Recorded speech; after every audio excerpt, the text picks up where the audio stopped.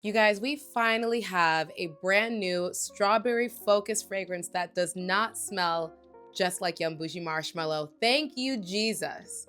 So today we're going to be talking about the newest release from Balmain, Destin de Balmain, Eau de Parfum. We're going to be going over the notes, the reviews, whether or not I think it's overhyped, and even some layer combos. So let's get started. This was released at the end of February, if I'm not mistaken, and it was created by one of our most renowned perfumers in the world, Quentin Biche. He's the same man who gave us the Lena, the Carolina Herrera Good Girls, the Amouage Guidance line, and so many others. So I felt like, yeah, when he puts out a new fragrance, it's worth smelling at least. This is exclusively being sold at Ulta or directly on the Balmain website as well. So it is going to be accessible to most people to smell first before actually buying it. I would describe Destin as a grown woman's strawberry perfume that smells like a perfume.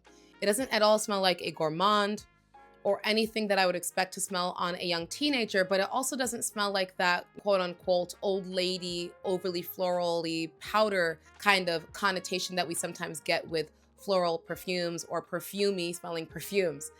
It smells elegant, refined, well blended, soft, feminine, creamy, smooth, and very, very easy to like. So initially when I smelled this, I loved it, but I still didn't know if I wanted to invest all that money into a full size. So I had it sprayed on me. I was walking around smelling other perfumes. By the end of that Ulta trip, literally right at the end, when we were about to check out, I said, hold up, keep the travel size. Let me just get the full 1 ounce, 30 milliliters, because I really think I like this one as it had continued to develop on my skin. It's just such an enjoyable strawberry scent that to me is very different than a lot of the new designer releases that we've been getting. So let's go over the notes for this one. So this has only 3 notes listed for us: a natural strawberry note, a sandalwood accord, and a peony accord.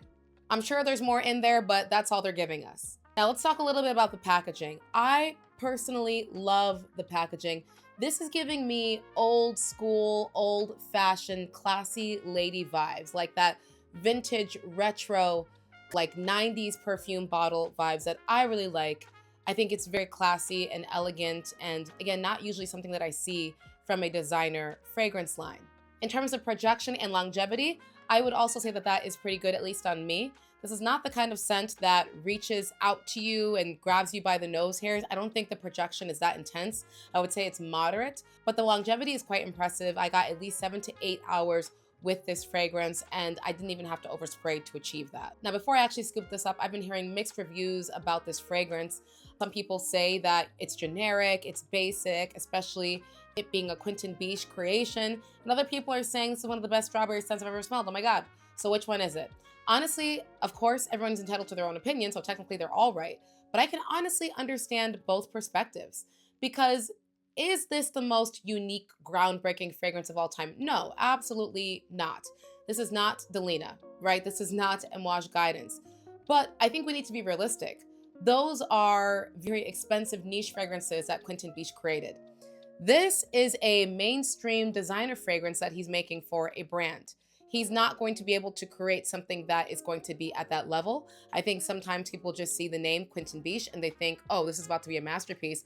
But they forget that these perfumers are making fragrances that are based off of a brief that their client, the brand, is giving them, and they have to work within that brief and within the money constraints and within the ingredients that are available to them. So I personally was not expecting this to be on the level of some of those incredibly iconic scents that he has given us. But in terms of designer, right, you compare this to other fragrances in Sephora, this is phenomenal. It smells really good in my opinion. The packaging is on point. The smell is lovely. It smells like quiet luxury, like elegant, classy, refined. It doesn't smell like the same basic, again, Yum Bougie strawberry DNA that has been done over and over and over again. I mean, really, what was the last strawberry scent that we had that was not just a twist or a blend of Yum Bougie marshmallow with something else? It's been a while. At least from the ones that I've smelled, it has been a long damn while.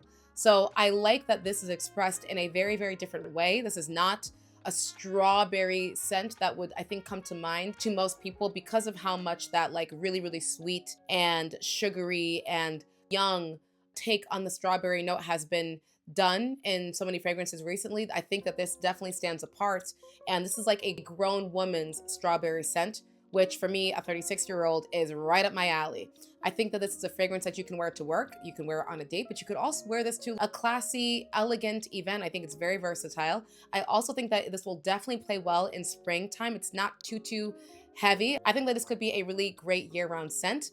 I'm looking forward to wearing it more, and I wouldn't be surprised if I end up splurging on the full-size bottle. So now let's talk about layer combos. I have two for you. The first one is going to be featuring Kayali's Wedding Silk Santal. This is a gorgeous champagne, praline, creamy sandalwood fragrance. My favorite out of the entire Kayali lineup. If you don't have this fragrance, you can also sub it with Kayer Felicity. This was recommended to me by subscribers on YouTube and on my TikTok channel, so I tested it out and it's excellent. It is very, very close to Wedding Silk Santal, but obviously at a much cheaper price point. So if you have this at home, definitely try this one out. I think it's going to give you a very similar, if not the same result. The Wedding Silk Santal DNA is going to enhance the sandalwood and the creamy, smooth, elegant nature that is already present in the Balmain fragrance, so it goes together beautifully. The second layer combo is going to be featuring Lattafa's The Kingdom. So The Kingdom is the first fragrance that I had tried out that is inspired by Wedding Silk Santal.